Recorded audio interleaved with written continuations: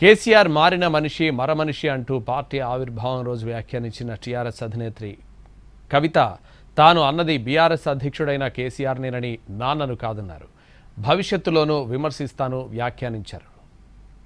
కేసీఆర్ మారిన మనిషి మరమనిషి మన మనిషి కాదు. ఏమైంది ఇయాలటి కేసీఆర్కి?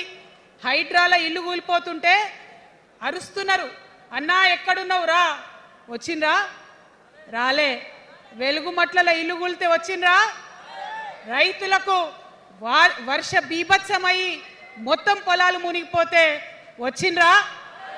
చేవెళ్ళ దగ్గర బస్ యాక్సిడెంట్ అయితే వచ్చిండ్రా? ఎక్కడ చిన్న కష్టం వచ్చిన ప్రజలకు ఆ సారు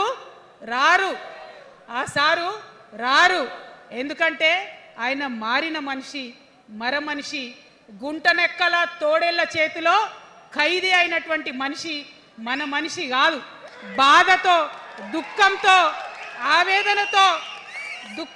ఆవేదనతో చెప్తున్న మాట, సంతోషంతో చెప్తలేని ఈ మాట. నేను మా నాన్నని క్రిటిసైజ్ చేయలేదండి.